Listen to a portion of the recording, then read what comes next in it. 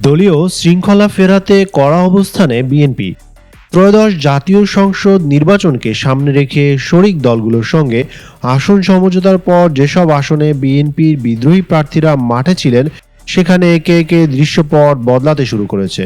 ভারপ্রাপ্ত চেয়ারম্যান তারেক রহমানের সরাসরি হস্তক্ষেপে ইতিমধ্যে একাধিক স্বতন্ত্র প্রার্থিতা প্রত্যাহার করেছেন। আরও কয়েকটি আসনে একই সিদ্ধান্ত আসতে পারে বলে মনে করছেন দলটির শীর্ষ নেতারা। এরই অংশ হিসেবে বৃহস্পতিবার দুপুরে ব্রাহ্মণবাড়িয়া এক আসনের স্বতন্ত্র প্রার্থী সৈয়দ এ.কে একরামুজ্জামান গুলশানে তারেক রহমানের সঙ্গে সাক্ষাৎ করেন। পরে এক ভিডিও বার্তায় তিনি নিজের প্রার্থিতা প্রত্যাহারের ঘোষণা দেন। ভিডিও বার্তায় একরামুজ্জামান বলেন, 2004 সাল থেকে দীর্ঘ 2 দশকের বেশি সময় ধরে তিনি বিএনপির রাজনীতির সঙ্গে যুক্ত। প্রয়াত নেত্রী বেগম খালেদা জিয়ার প্রতি শ্রদ্ধা এবং ভারপ্রাপ্ত চেয়ারম্যান তারেক রহমানের নির্দেশনায় তিনি ধানের শীষের সমর্থনে নিজের মনোনয়ন প্রত্যাহার করেছেন।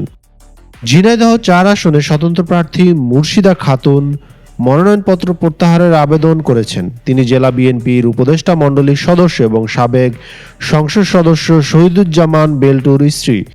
বৃহস্পতিবার জেলা রিটার্নিং কর্মকর্তার কাছে তিনি আবেদন জমা দিয়ে তিনি নির্বাচন থেকে সরে দাঁড়ান। ব্রাহ্মণবাড়িয়া 6 আসনটি বিএনপি ছেড়ে দিয়েছে মিত্রদল গণসংহতি আন্দোলনের প্রধান সমন্বয়ক জোনায়েদ সাকির জন্য। তবে ওই আসনে বিএনপির কেন্দ্রীয় নির্বাহী কমিটির সদস্য সাবেক এমপি এম.এ. খালেক স্বতন্ত্র প্রার্থী হওয়ায় দলীয় সিদ্ধান্ত অমান্যর অভিযোগে তাকে বহিষ্কার করা হয়। পরে বুধবার সন্ধ্যায় তিনিও গুলশানে তারেক রহমানের সঙ্গে সাক্ষাৎ করেন।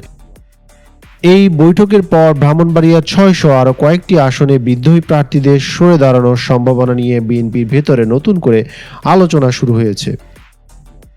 নারায়ণগঞ্জ 2 আসনে বিএনপির মনোনীত প্রার্থী ঢাকা বিভাগীয় সহ সাংগঠনিক সম্পাদক নজরুল ইসলামে আজাদের বিপরীতে শক্ত অবস্থানে ছিলেন দলের সাবেক এমপি আতাউর রহমান খান আঙ্গুর।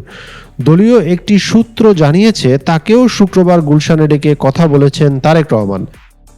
মাদারীপুর 3 আসনের স্বতন্ত্র প্রার্থী কেন্দ্রীয় যুবদলের সাবেক সহ সাধারণ সম্পাদক আসাদুজ্জামান পলাশ ফেসবুক স্ট্যাটাসে নির্বাচন থেকে সরে দাঁড়ানোর ঘোষণা দেন। তিনি জানান, দেশনেত্রী বেগম খালেদা জিয়ার ইন্তেকালে সৃষ্ট জাতীয় শোক এবং তারেক রহমানের প্রতি রাজনৈতিক আনুগত্য থেকেই তিনি এই সিদ্ধান্ত নিয়েছেন। সুনামগঞ্জ 5 আসনে স্বতন্ত্র প্রার্থী হিসেবে মনোনয়ন দাখিল করা বিএনপির জাতীয় নির্বাহী কমিটির সদস্য ও জেলা আহ্বায়ক কমিটির নেতা মিজানুর রহমান চৌধুরীও একই পথে হাঁটেন।